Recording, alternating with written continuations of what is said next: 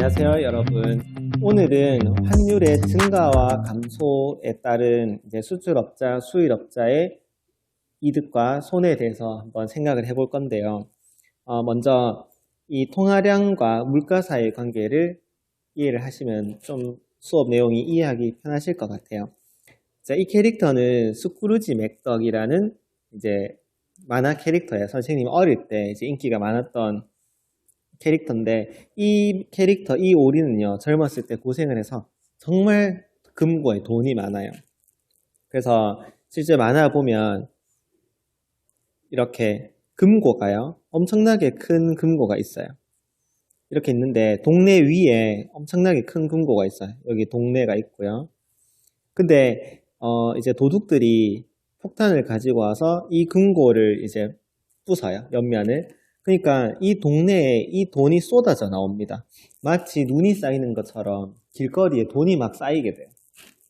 그러니까 그 다음날 어떤 일이 벌어졌냐 하면 아까 뭐 작은 오리가 슈퍼에 가가지고 편의점에 가서 초코 미니바를 하나 사려고 하니까 아저씨가 이거 1,000,000원이야, 1,000,000원 가져와, 이렇게 얘기해요. 그러니까 이 조그만 애가 알겠어요 하면서 집에 가서 수레에다가 돈을 막 푸기 시작합니다. 동전을 막 퍼가지고 수레를 끌고 가서 여기 1,000,000원을 치어 하면서 돈을 주고 초코바 하나를 사와요.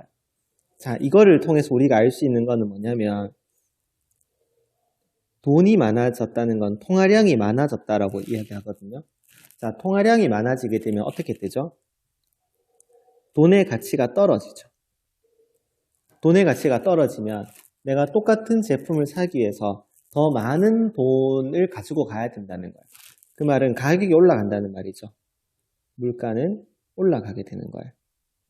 그래서 반대로 또 통화량이 줄어들면 어떻게 되겠어요? 통화량이 줄어들어요. 그러면은 돈의 가치가 올라가죠. 돈의 가치가 올라간다는 건 물가는 떨어진다는 거예요. 그래서 우리나라 은행에서 금리를 조절하죠. 금리가 높아져요. 그럼 사람들이 은행에 저금을 하고 싶어 하겠죠. 그러니까 통화량이 줄어들겠죠. 그러면은 돈의 가치가 어떻게 되겠어요? 돈의 가치는 올라가겠죠. 그러니까 물가는 내려가겠죠. 그래서 물가가 올라가게 되면 어떻게 되겠어요? 물가가 올라가게 되면 나라에서는 이 물가를 안정시키기 위해서 돈을 풀어야 될까요? 돈을 걷어들여야 될까요? 돈을 풀게 되면 물가는 더 올라가요. 그러니까 물가를 걷어들이기 위해서 금리를 필연적으로 올릴 수밖에 없겠죠. 그래서 이런 관계들을 잘 이해하면 오늘 수업하는 내용이 조금 더 이해가 잘 되실 겁니다. 자, 프린트로 돌아와서요. 우리 교과서에 이렇게 환율의 상승과 하락에 따른 이런 변화들에 대해서 설명이 잘 돼 있어요. 화살표로. 그러면 이 설명만 가지고 이 밑에 문제들을 해결하는데 어려움이 없는지 한번 해보세요, 여러분들이. 쌤이 시간 좀 줄 테니까. 자, 근데 지금은 이제 우리가 원격으로 보는 거니까 선생님하고 같이 한번 해보도록 합시다. 쉽게 생각하기라고 돼 있죠. 자, 두 가지 생각을 하면 여러분들이 이런 현상들을 좀 더 편하게 이해하실 수 있어요. 먼저 한번 생각해 봅시다. 자, 첫 번째.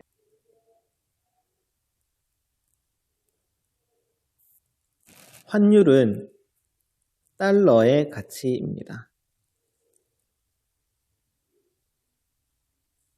자, 뭐 쌤이 달러라고 했지만 사실은 내가 교환하고자 하는 그 나라, 그 통화의 가치를 환율이라고 해요.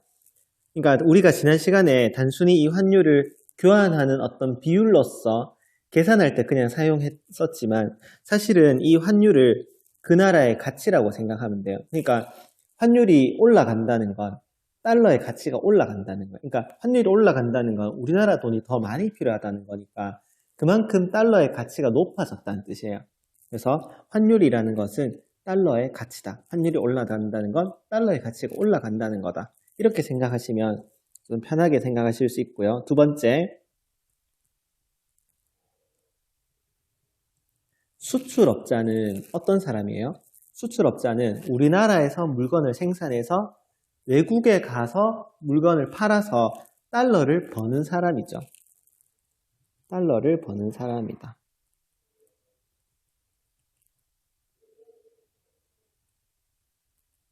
그러니까 달러의 가치가 올라가면 이득이겠어요? 내려가면 이득이겠어요? 그렇죠. 달러의 가치가 올라가면 이득이겠죠. 또 수입업자는요. 수입업자는 반대로 달러를 주고 물건을 사서 우리나라에 와서 파는 원화를 버는 사람이죠. 수입업자는 원화를 버는 사람이에요. 그러니까 이 사람은 원화의 가치가 올라가면 이득이겠죠. 원화를 버는 사람이니까 이 두 가지 생각을 가지고 계시면 이 밑에 문제들을 해결하는데 좀 편하게 생각을 하실 수 있을 거라 생각합니다. 첫 번째 한번 봅시다. 일본 식료품을 수입하는 업자죠. 수입업자입니다. 수입업자니까 어때요? 원화의 가치가 높으면 이득이죠. 그 말은 환율은 떨어지면 이득인 거죠. 그러니까 달러의 가치랑 원화의 가치는 반대로 움직여요. 원화의 가치가 높아지면 달러의 가치는 떨어지는 거예요. 이렇게 생각하시면 환율이 떨어지는 게 이득인데 지금 환율이 크게 올랐대요. 손해인 상황이죠. 손해가 발생하고 있습니다. 그러니까 물건 가격을 높여야 이제 원래의 수익을 유지할 수 있었겠죠. 그 다음에 중국에 김치를 수출하는 지금 중국 때문에 난리예요. 그렇죠? 중국 때문에 식당들이 굉장히 어려움을 겪고 있다고 합니다. 코로나 때만큼 힘들다고 그래요. 그래서 걱정이 많아서 쌤이 임꺽정씨라고 이름을 지어봤습니다. 자, 이 사람은 수출업자죠. 수출업자니까 달러를 버는 사람이에요. 그렇죠? 그러니까 달러의 가치가 높으면 이득이죠. 즉 환율이 높으면 이득이겠죠. 근데 환율이 크게 내렸어요. 역시 손해가 발생하고 있죠. 그래서 가격을 높여야 원래의 수익을 유지할 수 있었던 거예요. 이번에는 미국에 한국 자동차를 수출하는 현대기아 자동차 사원이니까 현기 씨겠죠. 김현기 씨는 어때요? 수출업자죠. 자, 수출업자니까 달러의 가치가 높아야 이득이겠죠. 그 말은 환율이 올라야 이득이라는 뜻이에요. 근데 환율이 크게 올랐어요. 이득인 상황이죠. 그러니까 가격을 조금 낮춰도 원래의 수익을 유지할 수 있었겠죠. 그 다음에 싱가포르에서 생산된 홍차를 수입하는 수입업자입니다. 자, 수입업자니까 원화의 가치가 높아야 이득이죠. 즉 달러의 가치는 낮아야 이득이라는 거야. 그러니까 환율은 내려가야 이득인 건데 환율이 크게 내렸죠. 이득이 발생하고 있어요. 그러니까 물품의 가격을 낮춰도 원래의 수익을 유지할 수 있었다고 합니다. 자, 여기서 선생님이 세 가지 용어를 이제 설명을 한번 해볼게요. 수출업자 입장에서는 달러의 가치가 올라가면 이득이에요. 그렇죠? 그 말은 환율이 오르면 이득이고 원화의 가치가 떨어지면 이득인 거예요. 지금 선생님은 어디까지나 기업 입장에서 얘기를 하는 거예요. 수출업자 입장에서. 그러면은 그래서 이제 어떤 이제 나라들은 자국의 원화의 가치를 떨어뜨리려고 노력을 많이 합니다. 그러니까 원화의 가치가 떨어지면 어떻게 되겠어요? 그러니까 외국 사람들 입장에서 봤을 때는 1달러를 가지고 와서 환율이 높으면 할 수 있는 게 많겠죠.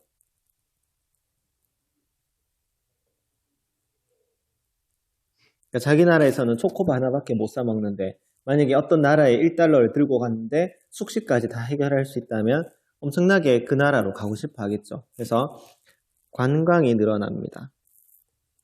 그러면 달러가 그 나라에 많아지겠죠. 외환 보유액이 많아지는 거야. 그러면 그 나라는 그 달러를 이용해서 발전을 할 수 있겠죠. 그래서 개발도상국 같은 경우에는 자국의 달러를 이제 낮춘 상태로 유지하고 싶어 해요. 그래서 고정 환율 제도를 사용합니다. 그러니까 자국의 환율을 자국의 가치, 원화의 가치를 떨어뜨려 놓은 상태로 유지하는 거야. 그래야지 관광객들이 많이 오고 달러를 많이 벌 수 있을 테니까요. 거기에 반해서 우리나라는 변동환율 제도를 쓴다라고 이야기하고요. 이렇게 자국의 원화 가치를 떨어뜨리고자 노력하는 것을 환율 전쟁이라고 합니다. 그래서 실제로 일본 같은 경우도 얼마 전에 이제 양적 완화를 하면서 구로다 총재, 은행 총재랑 아베 총리가 엄청나게 양적 완화를 하면서 엔화의 가치를 떨어뜨렸어요.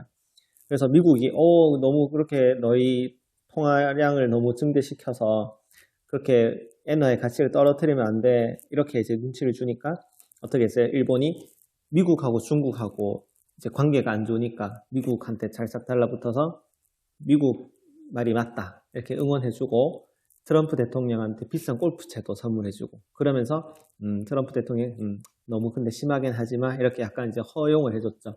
그러면서 자국의 원화 가치를 떨어뜨릴 수 있었던 거예요.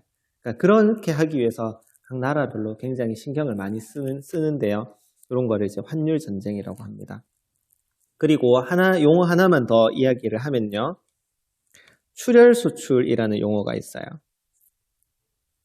이건 뭐냐면 수출업자는 반대로 이 환율이 내려가게 되면 손해가 나겠죠.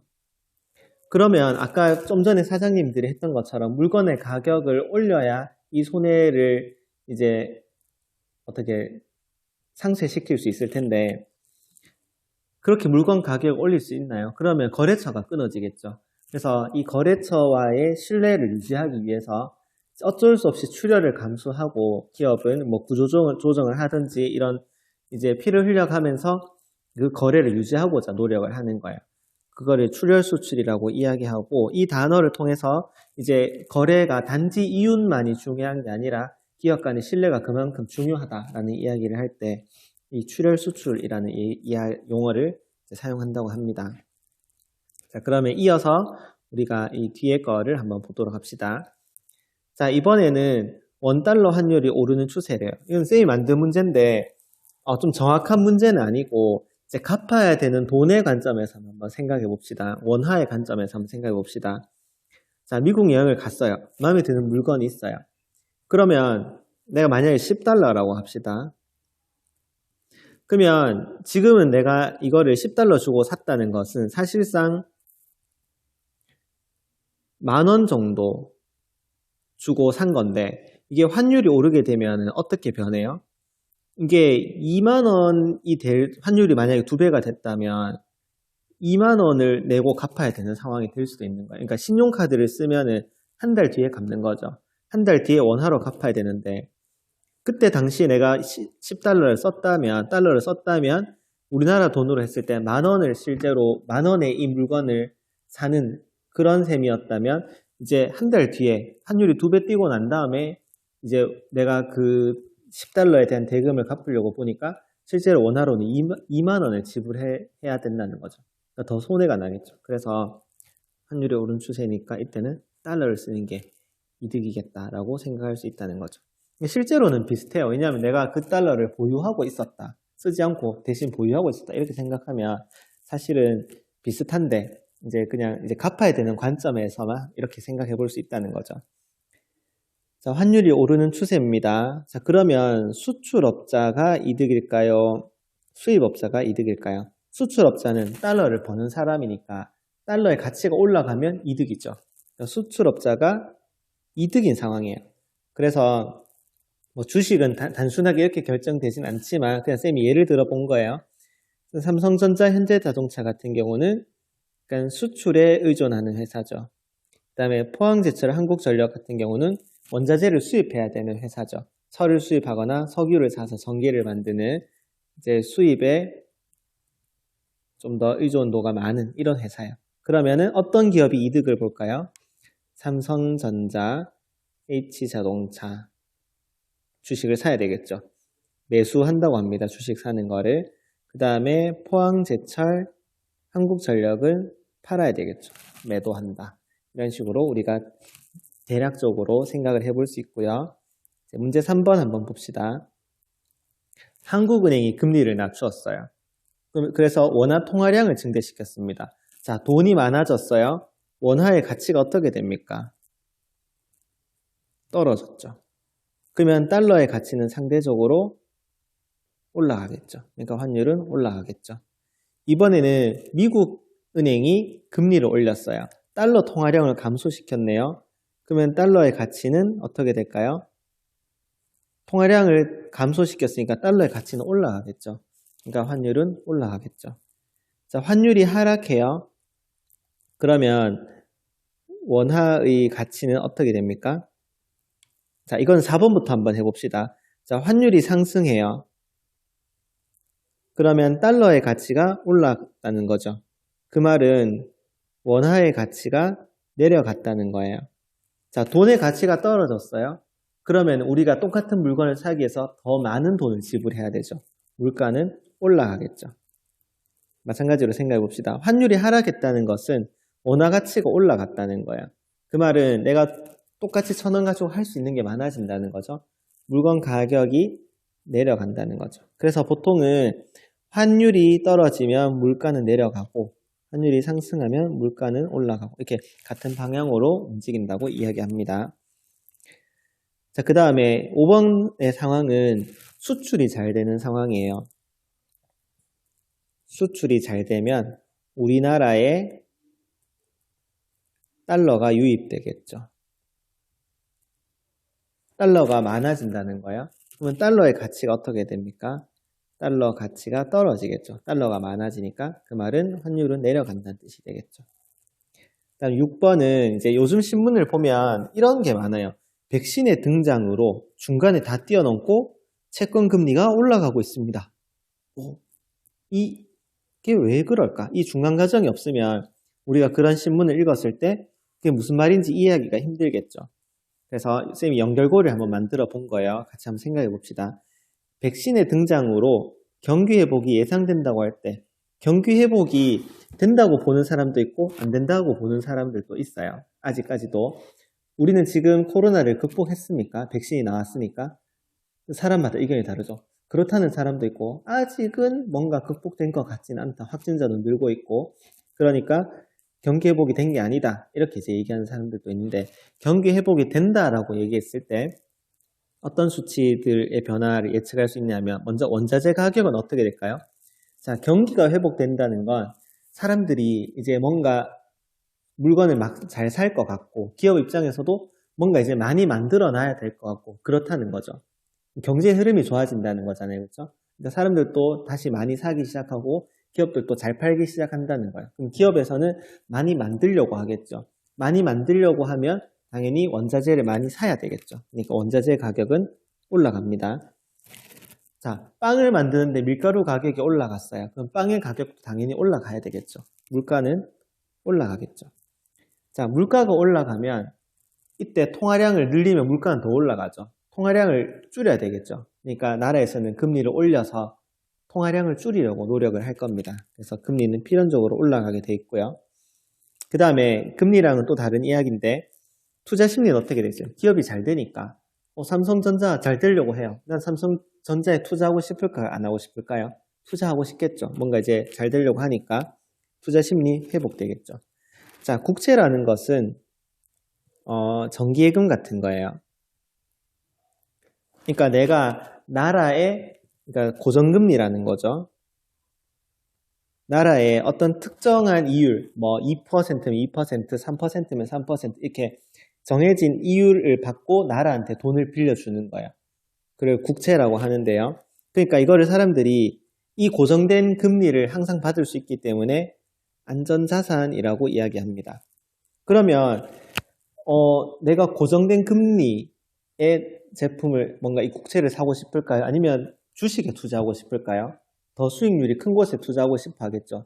지금 뭔가 경기가 막 살아날 것 같으니까 안전한 곳보다는 조금 더 위험하지만 더 수익률이 클 것 같은 주식에 투자하겠죠. 그러니까 국채의 매력도는 떨어집니다.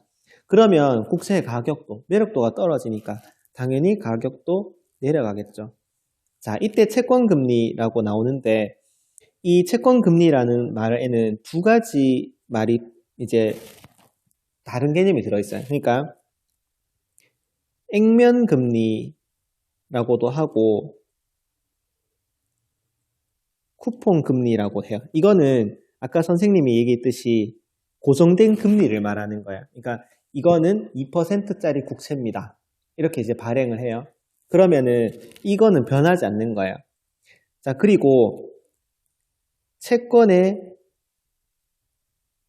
수익률을 말하기도 합니다. 이 채권금리라는 용어를 썼을 때. 자, 수익률은 어떻게 되겠어요? 그러니까 수익률은 사실은 그 이자죠. 채권은 그 이자로 돈을 버는 건데 내가 채권을 좀 더 싸게 샀다면 수익률은 좋다고 얘기할 수 있는 거죠. 똑같은 돈을 받는 거는 그러니까 내가 고정된 금리를 받는 거니까 받는 금액은 고정돼 있는데 이 채권을 내가 더 싼 가격에 샀다면 수익률이 높아지는 상황인 거죠. 그래서 채권 가격과 그러니까 수익률을 채권 가격 분의 고정금리 뭐 이렇게 생각해 봤을 때 채권 가격이 떨어지면 당연히 수익률은 오르게 되는 거야. 그래서 이때 말하는 채권 금리는 채권 수익률을 이야기하는 겁니다. 그러니까 그 수익이라는 것 자체도 어떤 이자에 의해서 나오니까 그것도 금리다 이렇게 부르는 거야. 그래서 수익률도 채권 금리라고 부릅니다. 그러면 채권 금리는 어떻게 되겠어요? 수익률은 올라가겠죠. 채권 가격이 싸지니까. 자, 그래서 오늘은 이 환율의 증가와 감소에 따른 어떤 그 변화들에 대해서 같이 한번 공부를 해봤고요.